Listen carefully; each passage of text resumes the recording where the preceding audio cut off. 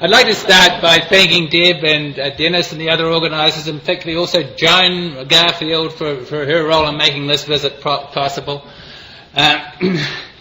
It's really great to be here. I mean, who wouldn't want to be here? I mean, it's not winter, it's summer, it's Ozpots, it's wonderful meeting, wonderful people.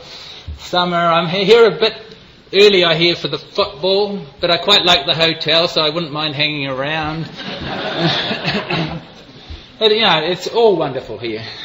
And, of course, going a little bit for this is your world. You're down there at the yellow dot somewhere. Here's mine. It gets lonely down there. Okay, now the recession's been biting a bit down in New Zealand, so I thought I should do my part for my sort of country and my city and show up a few tourist shots. So please come down and save our economy. Well, Deb already told you a little bit about where I come from. That's Auckland Stats Department. It's one of those buildings where it's better to be inside looking out, if you know what I mean. 32 statisticians. She's done all this, so we'll go over it quickly. Now, she'd also introduced you to a little bit about New Zealand, but I thought I'd fill in a few more details. New Zealand is populated by misty-eyed romantics. There's a few of them here. This is the national rugby team doing a misty-eyed romantic war dance, which they do before matches. We're also famous for the poetry of our place names.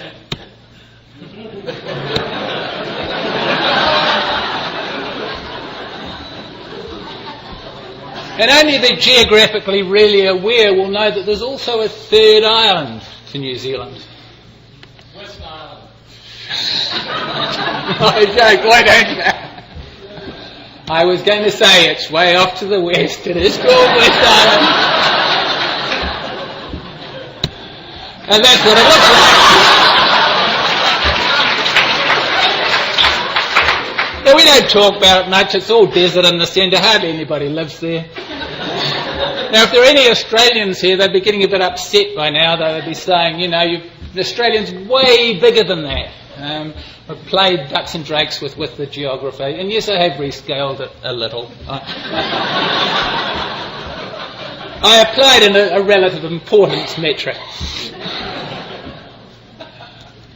Okay, where am I going next? Now, like all educational experiences, this talk has a pretest, and it's about inference and so on, so I just want first you to just quickly eyeball that and tell me, are those two groups different?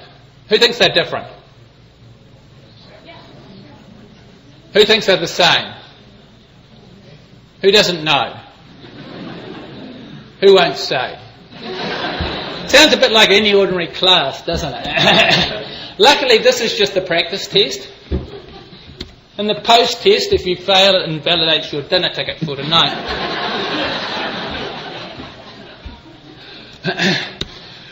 Who automatically interpret that question inferentially?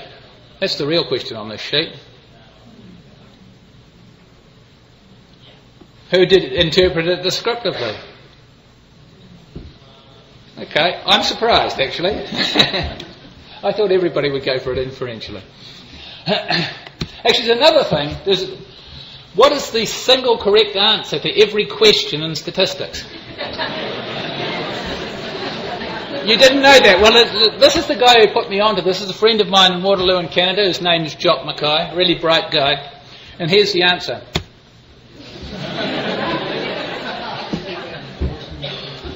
Okay. So if we're going to interpret the question above descriptively, then obviously those things are different. Let me count the ways. If we are going to interpret inferentially, well, then it was a trick question because there's not enough information on that display to tell. Okay. You have to read it. You need things like sample size to be able to make sense of that question, and that's sort of confusing, I guess. Okay, so let's go now to the talk. We'll sort of go to the talk. These are my partners in crime in this work. Maxine Fancook from Auckland, Matt Regan, who is here, and Nick Horton from Smith College, who is also here, And Nick is just the winner of the 2009 Waller Award, so way to go, Nick.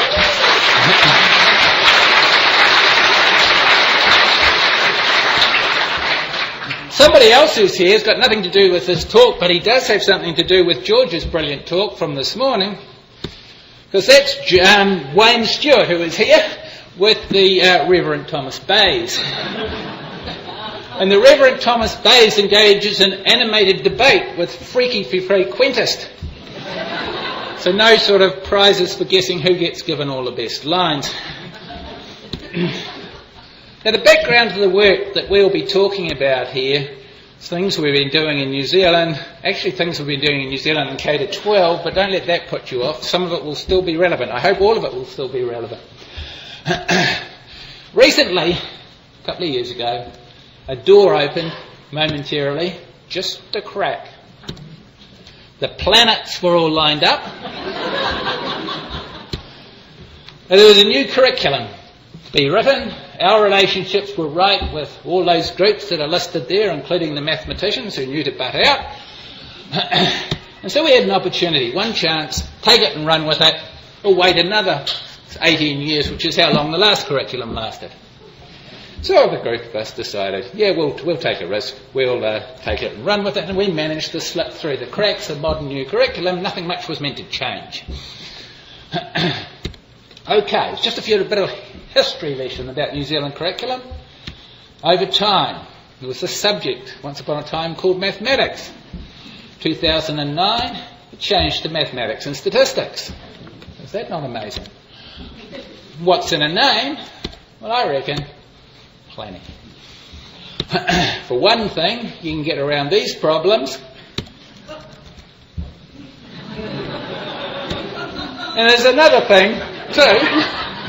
Statistics as sure is in there somewhere down the bottom. Okay. So this is what's going on all levels from K to 12 in New Zealand curriculum that's coming through. There's 3 strands going through all years. One on statistical investigation, which is skills and habits for doing. One on statistical literacy, which is the same sort of thing for interpreting, critiquing work done by others. And another strand on probability and mathematical type connections. The investigation and literacy strands are anchored to the investigative cycle, and we've got that poster in big A1, sort of this size, on almost every classroom wall in the country. What else did I want to say about that? Can't remember. Anyway, we've got, this is a quick diagram. What I want you to have a look at is the little discs labelled S. And that gives you an indication going through time of market share. It's to be compared with number and algebra and geometry and measurement. And you see we've got a pretty good presence increasing over the school years. I want to contrast a little bit about New Zealand and the US. New Zealand is a small country, not many people involved in the decision-making loops, so we're pretty flexible, we can sort of spin on a dime. The US is like this giant ocean-going aircraft carrier, very, very hard to turn around, but it's got a large, eager and enthusiastic crew. If you look back in our boat, we've got about 4 people, and that's about right. But we're still trying to change the world, but we're held back by only 3 minor problems.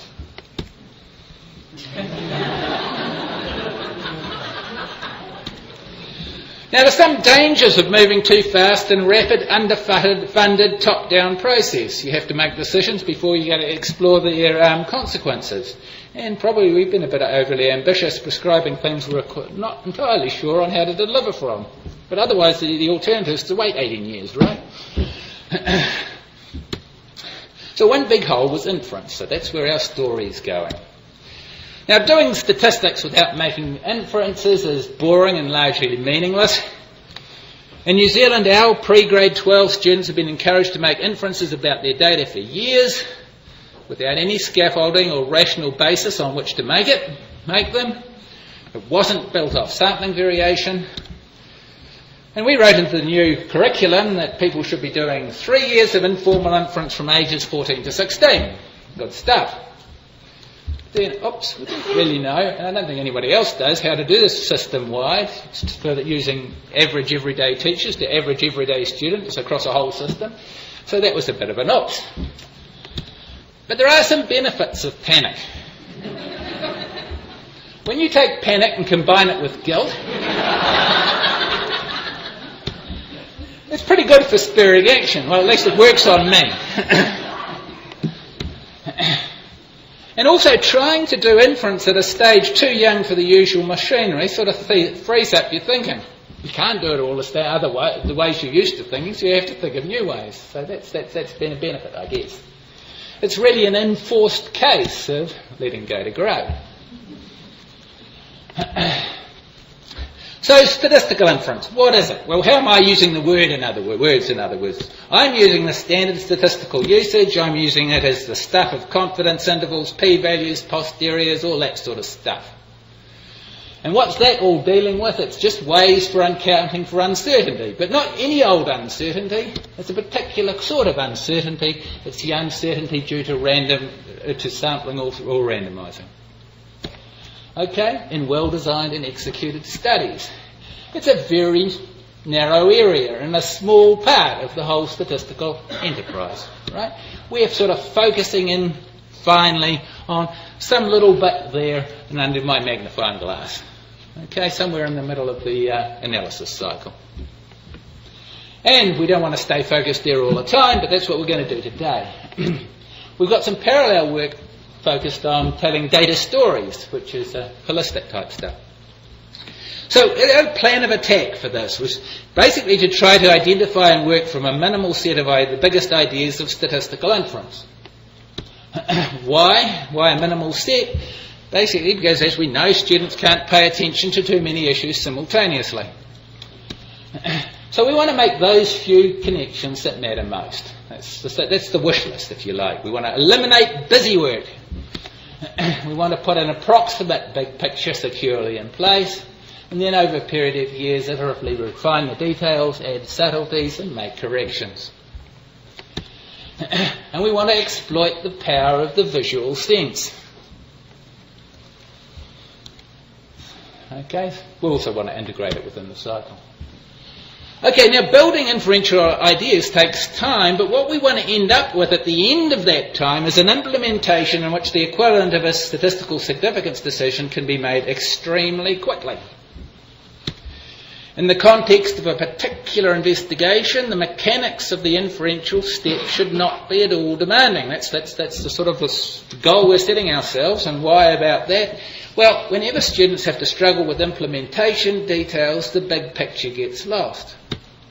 So I've got a quote here from George, and we all know that George is a very wise man.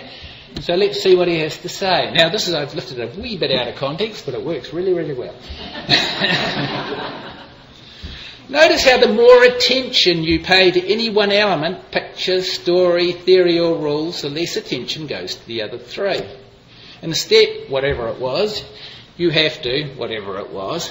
And the more effectively you do that, the more the story fades into the background. Okay, I think there's a lot of wisdom in that.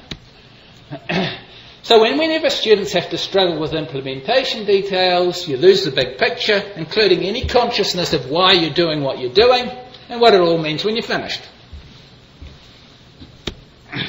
So we were thinking that ideally we wanted students to, among other experiences they have, to be able to have experiences where they can go around this cycle. They can ask a question, get the data, obtain the graphs, make descriptive comments, inferential conjectures, maybe make something like the call on a direction of group differences, and write up the whole story, all within a 1 hour lesson period. And if they could do it twice, that would be even better. Okay. And we also want that inference step to be able to be made, if we can, without them taking their eyes off the graphs. So that all the information's in one place, basically. Okay, now what am I saying here? It's all about this. You can see these sort of woeful-looking individuals, separated by high mountains. Very, very lonely. What we're trying to facilitate is this. What we're trying to do is remove the barriers to making connections. we'll go back to that. So we've got all this stuff that I've been through already. We should also try and end up with things that have connections to the more formal methods to be used later. We're after something like a developmental pathway. And here's our recipe. Blend hands-on activities and novel computer animations. Add the spirit of John's Chooky and stir. And then bake, but don't half-bake.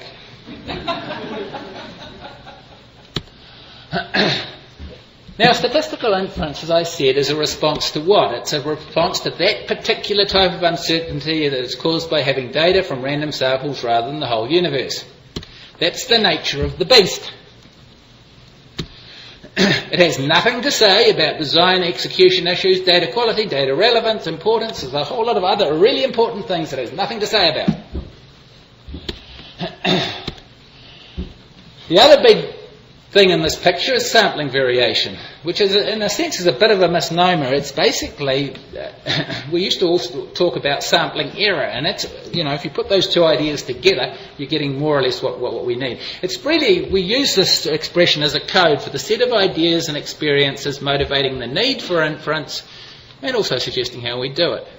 Not just how samples differ from one another is what the words suggest, but also how they relate to the parent population process distributions or whatever else they're coming from.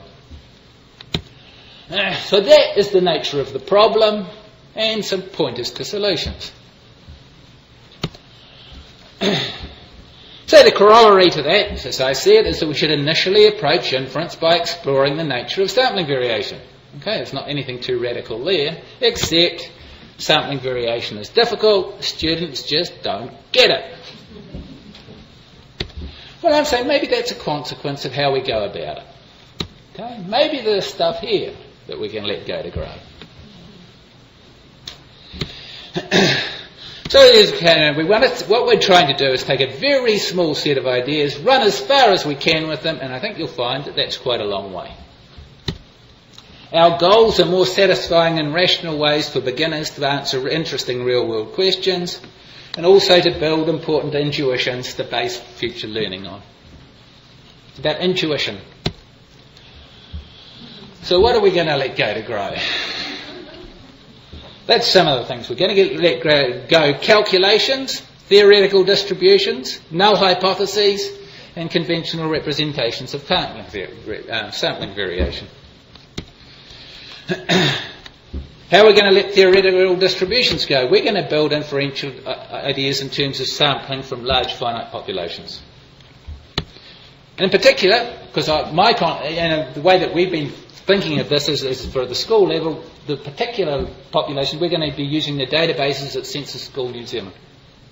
Large quantities of data of large quantities of kids.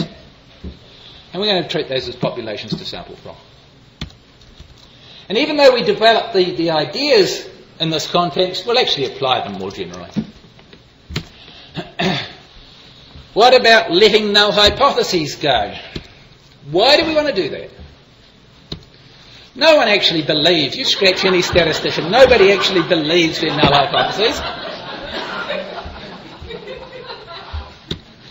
They make no sense at all with population data. They're basically an artificial device that lets us do some probability calculations and get some sort of uncertainty measures. Now, students actually find it very hard to think this way. What would the world look like if there was no effect, instead of the way it really looks now? I think this is a little bit like trying to look at the world while standing on your head.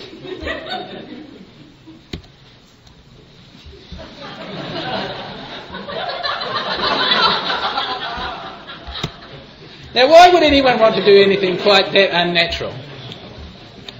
Well, basically, we want to postpone doing unnatural things like that as long as possible.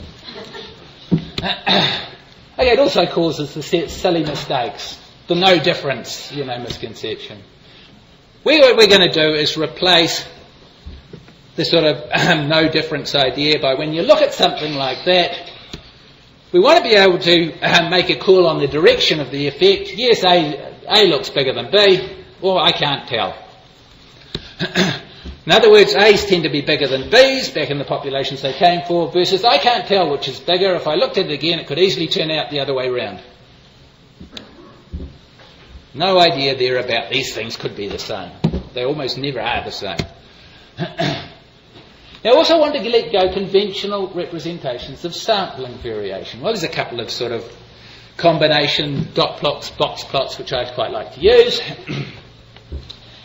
And let's think about now, how do we usually learn about sampling variation? Well, it goes a little bit like this. Or at least it would when I think things. Okay, we look at that and then we run off somewhere else. And somewhere deep under the earth, there's an ancient alchemist in a cave. That's us, folks, when we're in our classrooms and offices. And they conjure up wondrous visions. Now, I apologise if that's your applet, but it came up first on Google Images. So you're doing really well. And then somehow, we run back out.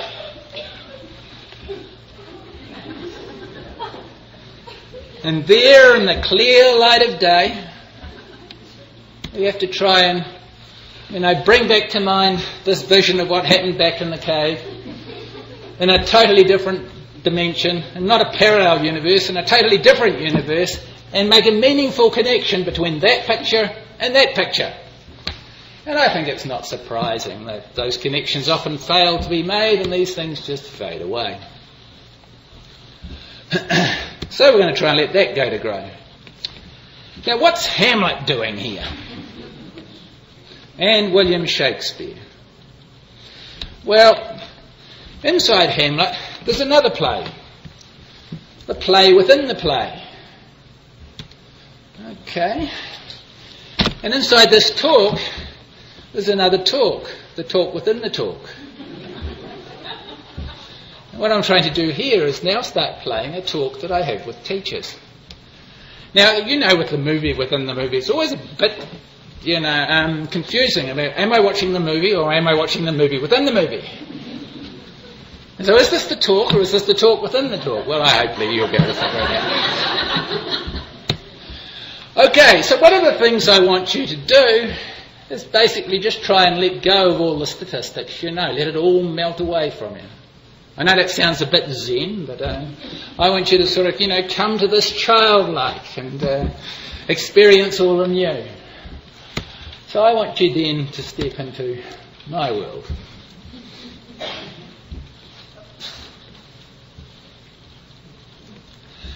So we're going to start by looking at some data, and we're going to get it from Census at School New Zealand. And I'm going to look at one simple little categorical variable, which is, how did these kids get to school? And I've taken a sample of size 100. It's the sort of thing you do when you're in statistics, isn't it? And I've had a look at how kids go into school. Now, there's a sort of a myth that kids don't walk to school anymore. They all get taken in cars and SUVs and dropped at the school gates. That's obviously false, isn't it? The walking is still the biggest group.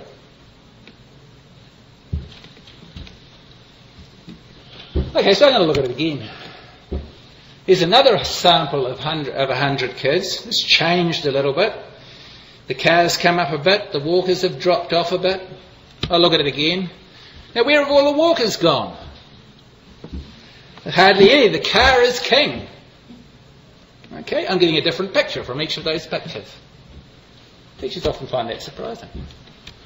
I'm now going to look at something, the heights of boys and girls aged 12. Why would you ever do that? Well, actually, there's a bit of a folklore that there's a stage of development where girls mature earlier than boys and they get taller.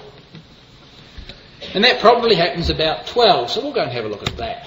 So I've taken a sample of size 13, and yes, girls bigger than the boys. Well, you've got the picture now, haven't you? The game I'm playing. Look at it again. Yes, they're bigger than the boys. Look at it again. Oh, now the boys are bigger than the girls. These things obviously can't both be right. It still starts to worry you about sampling, doesn't it? If you look back in the database, I've got something like 5,000 boys, 5,000 girls at that age, and yes, there's a 1 centimetre difference in it. Okay, I'm going to look at something different now. This is a teaching activity on the Census at School site. It was built in about 2005, 2006, around the sort of Da Vinci Code idea, and it's just looking at, basically it's just looking at heights versus arm spans. So I've had a look at that, taking a sample of size 200, and you can see it looks a bit like you might expect. We'd expect a linear pattern, wouldn't we, with these dimensions? Something a bit funny with some sort of dribbly stuff going on below. Look at it again. Look at it again. Look at it again. Put them all together. Okay. So we're getting the same basic idea of a sort of like aeroplane fuselage shape. And then we're getting things that look like bits falling off this fuselage. With all the flying I'm doing lately, that's kind of scary. Now we'll go back and have a look at them all. So there's 30,000 kids. And what do we see there when we look at 30,000 kids? Well, we see, oops, come back. We see this big sort of cigarette shape. Let me do it here. We see this big cigarette shape here. It's the sort of thing we'd expect. That's the primary feature. The secondary feature is another blob down here. Any ideas what that secondary feature is? We're doing arm spans versus heights.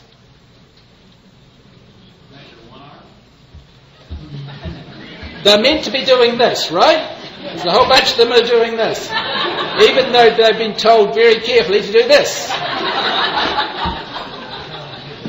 There are other detailed features. What other detailed features can you see in there?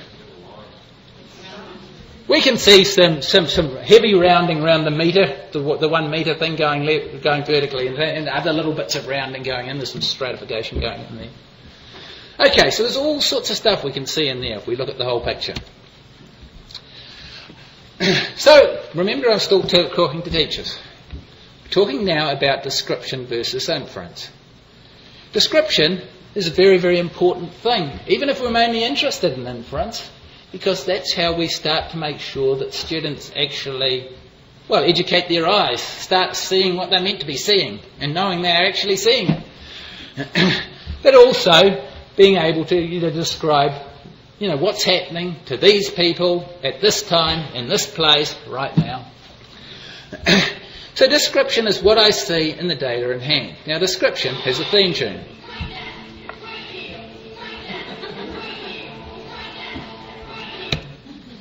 But of course we're usually not interested in just a narrow number of people who are at a particular point in time and so on. What we're wanting to do is to make inferences back to a wider reality, back to the populations or wherever these data came from.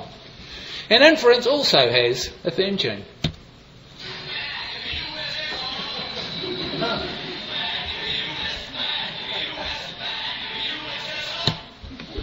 Now, I thought we had a natural propensity to move early to inference, except when I asked my question at the beginning of the thing, and nobody was interpreting those questions inferentially. I thought everyone would. Anyway, nothing like a theory biting the dust. Now, many people, I think, many of us, including me, are a little bit I think there's something that happens when statisticians talk about data. We tend to drift between description and inference seamlessly without really signalling what we're doing. I mean, we move naturally between these worlds. But I think when we do it, it's very confusing for beginners. So I think that's something to pay attention to. Where else am I going with this? Still back in the talk within the talk, I remind you. That's what these little things up in the corner mean.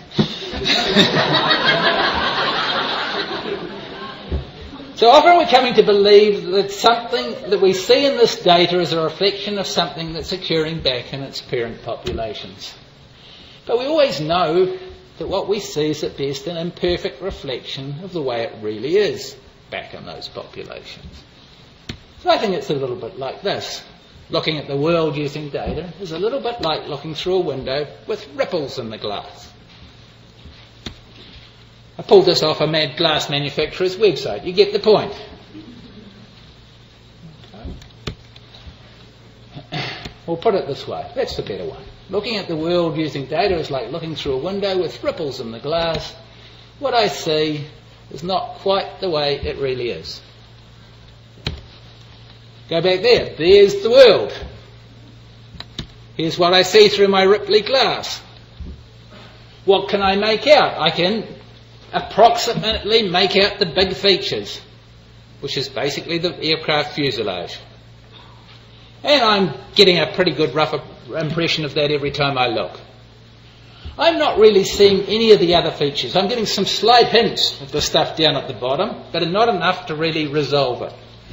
I can't see any of these things about the roundings. No, all that detail is lost. I'm only being able to see the big, big features. So that's my metaphor to set the stage for statistical inference. What I see is not quite the way it really is. We've got patterns in populations. They get distorted by sampling variation. It gives us the patterns of what we see when we look at our data. The variation we see in data is a combination of real variation, differences between people, and then other induced things. And here we're just focusing on sampling variation. Okay, I've just turned that around now, going from populations to data. And then we've got the idea of what happens with small samples. Well, that's like a very, very Ripley window, isn't it? You can sometimes get quite big distortions. Big samples is like a window without many distortions in it. The worst we get is small distortions. Now, it's a bit of a no-brainer, really, isn't it? Bigger sample size, more information, lets me see more clearly what's happening back in populations.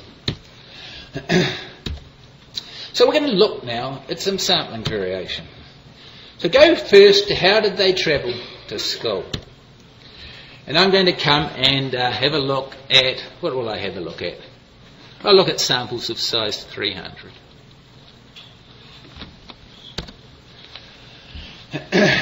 So there's my first sample of size 300.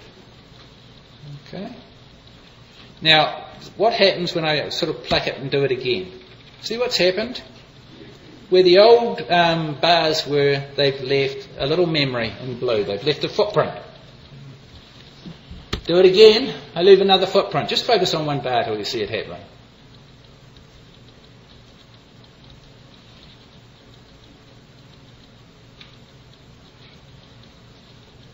This is sampling variation for category data.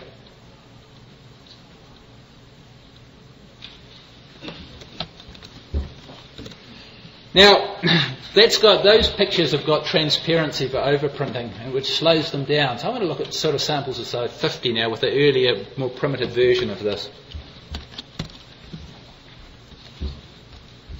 Well, let's play that one.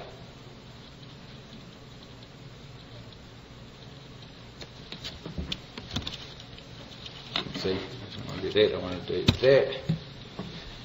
Back to here. Okay, so there's that same thing played out with different sample sizes, 1,000, 300, 100, 30. Same big picture, look at samples of size 1,000, big samples, the worst we're getting is small distortions. Samples of size 30, we're often getting very big distortions, very big discrepancies between what we see and the reality. What can we learn from populations taken from samples of size 30? Classroom size samples. People do it all the time, right? Very little. The information content of category data points is very small. You need very large samples before you can say anything particularly useful about it. And actually that's a big surprise to teachers. It's an unfortunate fact of life. Things can be a bit better with measurement data. So I'm going to go next to some measurement data. And first I will play something about resampling with sampling from a population. This is looking in census at school. It's looking at the actual histograms of girls' heights aged 13 and 14. Okay. Unfortunately, we don't see that, so I grey it out. It's faded into the background. That's what we don't see. Then I'm going to take my first sample. And guess what happened the first time up? We know what the story is here. 13-year-olds and 14-year-olds. First time up, my 13-year-olds are bigger. But that's not really why I wanted to do this. What I wanted to see, what does repeated sampling look like? Well, it sort of looks like that.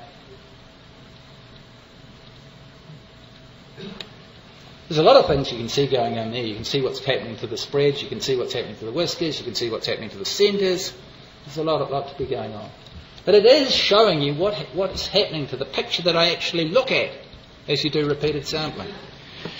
Now, that's not too bad. I'll play an older version that plays slightly faster. You can there's some sort of retinal memory that can go on if you do something like that very, very fast. But it's not really leaving you with any record of what's going on. I'll do one more of these same sorts of things with sample size. Okay, I'm going to take samples of various sizes, 20, 100, 500. And I'm just going to do it over and over again. And I started doing histograms at the bottom because they draw faster. You can see quite a lot in terms of the relative movement there by sample size, but we're going to have better ways of looking at these things. And as I was saying, what's really not so good about that is it's giving you no sort of permanent record of the variation. So the next idea I came up with was this. And it's the same thing as we've had before. We start with saying, I never do box plots on their own because they're such abstract things. I just use them as a summary of the dot plot. So here's a few of them to get you started. Then we're going to switch to box plots. And we're going to play the same game we played last time. And I take a new sample. I'm going to leave a record of where the old one was. So the medians are going to track in blue and the rest of the box is going to track in red. So you watch where that box is and you should see red and blue lines appear. Okay? And let's play that a wee bit faster.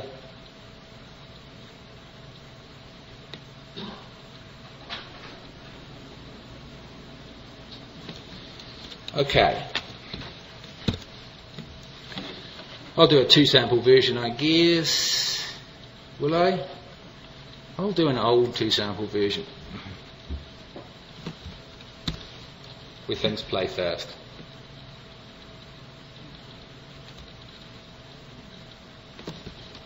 So what are we getting out of this?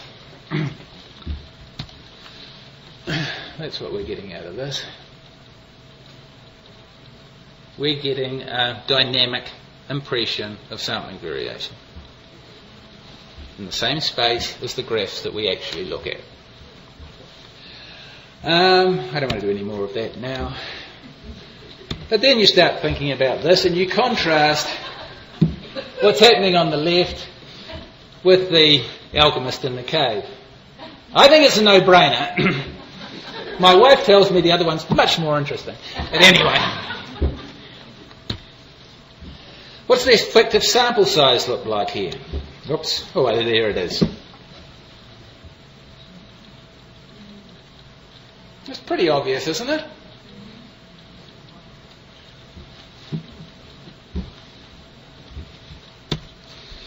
Okay, but the problem with all this, it's all stuff happening on a computer screen, right?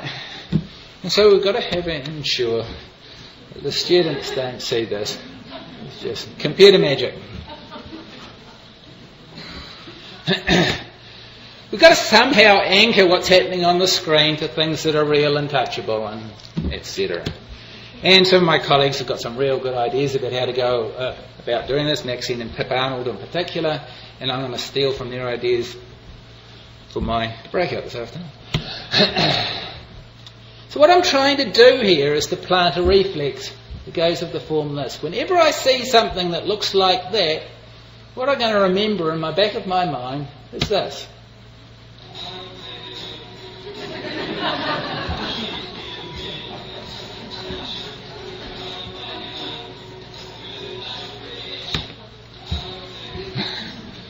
Mine could be like that on the left side of reality, on the right side of reality. And somehow I've got to take this uncertainty about where the real boxes are when I make my comparisons. Go back to our data. Should I say that girls are taller than boys? Dare I make that claim? Back in the populations, actually one of the other things we believe is hitting the same phrases over and over again to try and burn them into the brain. Now my boxes aren't quite in the right places. I can only say which is bigger if the extent of shift that I see overpowers my uncertainty about where the boxes should be. And there's the effect of sample size again. That's something else to be in the mind. The level of uncertainty, and I think it's graphically obvious there, the level of uncertainty depends on sample size. So we've got this sort of schematic here. This is part of a handout we've prepared for teachers. And basically what's happening there is an increasing shift as you go from bottom to top. And at the top, I think nobody's ever going to have any difficulty with saying, yes, B is bigger than A. All right? And actually, if you play these games with samples from about 20 up, even down to overlaps like this, you can just call it straight off, not do anything at all. At the other end, down here we're obviously in don't tell territory, and up here there's a transition going on. And we know the amount of separation we have to see, the amount of shift we have to see, depends on sample size because of what we saw in those previous pictures. I'll just jump over that. Just again from a teacher handout, just to emphasise a couple of things, is that we're telling them to emphasise the visual, keep the eyes constantly on the plot. Also trying to tell them this is only one small thing in the statistics curriculum. This isn't the whole thing. This isn't the be all and end all. This isn't the meaning of life. There's also some sort of technical notes about these things. Now, how to make the call? We've come up with some different possible reasons for saying when is the shift big enough, which we hope is sort of age level specific. Now the first thing that we came up for is trying it at about age 17 is something we called the 3/4 rule. And it was derived by things that are naturally going on in the classroom from some of the research that Maxine and others have been doing.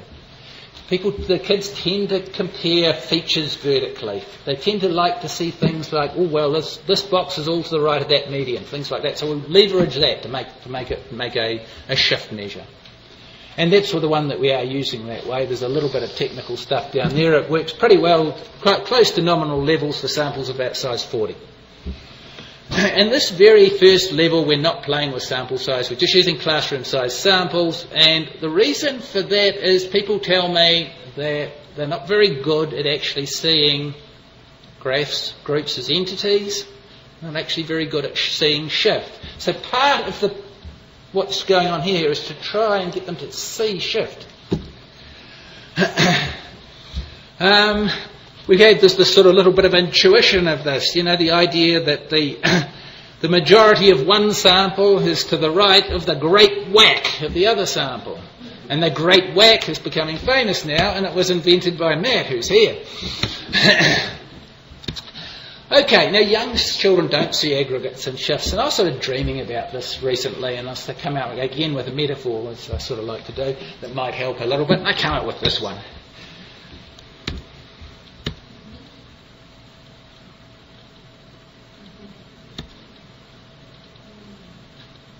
And maybe something like this would be slightly more memorable.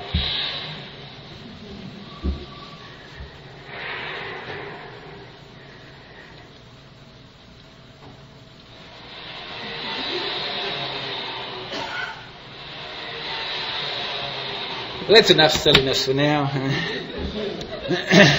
We've still got to bring this in somehow. Level of uncertainty depends on sample size. Well, now appealing to teachers to things that some of them know, or sort of know. What does the two-sample t-test do? What it does is it looks at the difference between centres and compares that to an average measure of spread downweighted by square root sample size, doesn't it? Or another way of thinking of it looks at the distance between centres as a proportion of within sample spread, with cut-off that depends on sample sizes. So we're going to sort of try and go off in that direction. Bigger cut-off values, smaller samples. And I should show you that everything that we're doing works really well for normal chi-squared 4, which is pretty darn skewed, T4, which is fairly heavy-tailed distributions. And here's what we're trying for the next thing, which we try to look at a difference in centres and compare that to spreads. Entirely visually. Now I did a bunch of playing. Well, first I wanted to compare distance between medians to the sum of box widths, because that was sort of more like the t-test. But they told me too hard, they can't do that. Look at that. And actually this works pretty well. And I've done a whole bunch of simulations and come up with some nice simple round figure rules. If you look at the distance between medians and compare it to this overall visual spread here, if you're looking at samples of about 30 and you call it shifted far enough if the difference between medians is basically bigger than a third of what I can see, that works pretty well. If you go to samples of about 100, if it's bigger than about a fifth of what I can see, that works pretty well. And if you want to go further to 1,000, you can use a tenth. Now there's a little bit of trade-off there between sort of error rates and nice round numbers. Want something memorable and easy. And also, basically, want to stress eyeball judgments. Just look at it, make a quick eyeball judgment. That's all we want. Then we're going on again to another level. And actually, I will go back to that. Actually, those things aren't too bad messages to take away for ourselves if we want to just look at something and we've got no information. It's not going to lead you too far astray. Now we're getting into another set of information which comes more quickly, more directly from the picture that we're seeing. It's all hinging off the picture. I got this. Somewhere down there's an unseen population, and I know that this sort of thing is happening. Okay. So, I know that the actual sample medians are bouncing around the truth, and that I can sort of make some sort of visual comparison and say that the data median is seldom further from the truth than this. Now I'm going to do the standard sort of thing we actually do in statistics, but I'm just going to leverage the language, which is another expression of maths, and turn this around. The truth is seldom further from my data median than this. So I want to put on some sort of uncertainty interval around what I see. Slight problem though, as you all know. I don't actually see the width of this uncertainty interval because I only get to see one frame of that moving. So we need some sort of estimate of the width of this uncertainty band. Now all the other rules, there are ways I can see to sort of, for people to discover something similar to the rules rather than just tell them. But this one I don't know how. Well, we know the uncertainty band should be wider for small samples and so on. And I've just, jumped to the answer.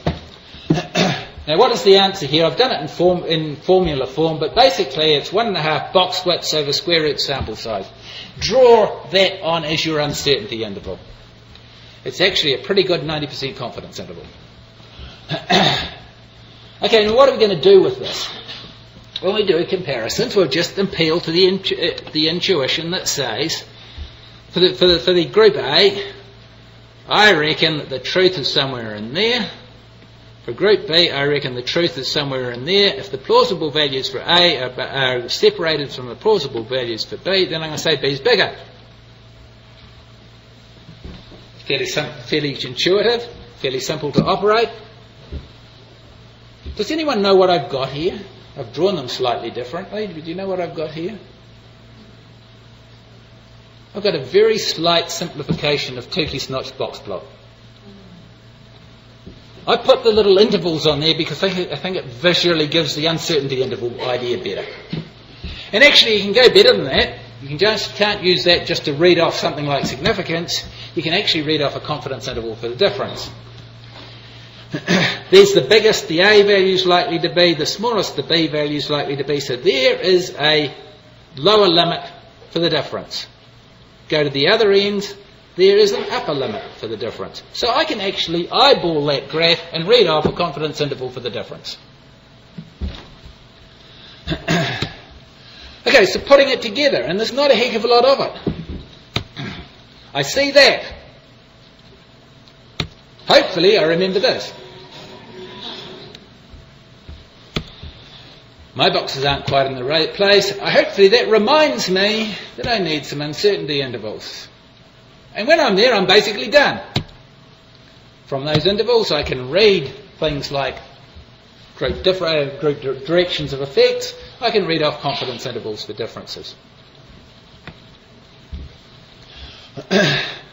Now, of course, there are embellishments, lots of other things we can do. But, if we failed on everything else and could just deliver those 4 little steps, we wouldn't be doing half bad.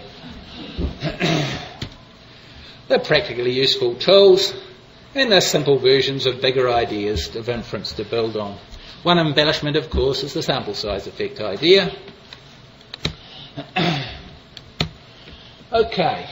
Now, this is just the data viewer at Census School New Zealand. One of the sorts of graphs that it delivers. This basically is set up for sampling and then displaying data in a way that lets you go through that cycle very quickly, because you don't have to make lots of decisions. Okay? And if you click a particular age-specific box, you get those sort of like little uncertainty intervals stuck in on there. Okay, now we can carry this same idea over to category data. So here is my initial bar graph, to which I have to try and bring to mind that. So what do I need? I need some sort of uncertainty interval. Well, I'm never going to know how to put these ones on, right? This is kind of complicated. If you want to make good approximations here, you have to be able to take into account correlations and all sorts of things. You have to think pretty hard to put those guys on. But anyway, once they're on, we're back to where we were. It's trivial. You can read off significance type things about differences. You can see confidence limits on the sizes of the differences. You can play the same game with 2 variables. Same idea. I've broken out the walking to school distribution by 2 cities where kids live. And I can look for differences between cities, and the differences I see are between bikers, lots more bikers in Christchurch, which is a flat city, versus Auckland, which is a hilly city, and the walkers going the other way around. Now, there's a lot of talk in ASCOTS recently about randomisation tests. How does random assignment animate? Well, I'm going to have a look at that now. I'm going to play the same sorts of games that we've been playing before. Now, I warn you, I haven't done the memory version of that. I've just done the sort of straight vanilla one, which I finished off doing just last night. Okay, so there is 60 observations spread out on something. It's just a random sample from a normal. Actually, what I'm going to do... Now, if you're going to make this meaningful, you're going to have to sort of wheel in a bit of H0 here somewhere, I guess. But anyway, that's what I want to look at. I just want to have a look at the effect of pure random assignment and nothing else. So I'm going to randomly colour half of those circles red and the other half blue, and make them into 2 groups, and then do a plot of the data. So there they are, randomly recoloured. Take them up there. And I've actually left ghosts of what they were before in the middle, because that's going to be useful later on. And then when I get to the top, there I do my graphs. Okay, so that's my first random assignment. Here's my second one. This gets a bit annoying, okay? So I stop doing it. Just do it a bit at the beginning to get the idea. And what does random assignment look like? It actually looks a heck of a lot like random sampling, but we shouldn't actually be too surprised by that. Okay, so there's random assignment. There's a little animated GIF. Okay, in summary, and we're still within the talk, but this is the summary of the talk within the talk, and it's also the summary of the talk. Looking at the world using data is like looking through a window with ripples in the glass. What I see is not quite the way it really is. Description is what I see in the data in hand. Inference is what I think is likely to be happening back in the populations the data came from. In this talk we've concentrated on inference. Sampling variation alone can produce shifts in our box plots. Small shifts with big samples, big shifts with small samples. Makes no sense to read meaning into shifts in data of a size often produced by sampling variation. We've got some rules where we've developed some for kids for signalling when a shift is big enough that we can make a call on what group gives bigger values. I want to plant this reflex that says whenever I see a box plot, this comes to mind. Okay, we've got to take this into account. Does the shift we see look bigger than sampling variation would produce? And, well, you can read that stuff. That's putting it all together. What I see, what I remember, but that tells me I need uncertainty intervals, and just the shimmering gives you those uncertainty intervals, I think. And once I've got them, I can read off which is bigger or can't tell, and I can read off confidence limits for the difference. What do we do if the shift isn't big enough? Then we can't make a call about who's bigger back in the populations. We simply don't have enough information. When does that happen? Well, it happens frequently if the sample sizes are small. We know that. Going back to my metaphor, that means very little data, a very Ripley window. Okay. It's hard to see things through a very Ripley window. It happens when the differences between the populations are small. What does that correspond to? That corresponds to looking for fine details rather than gross discrepancies. And we know we can't see fine details through a Ripley window. I guess those are subjects for another talk. And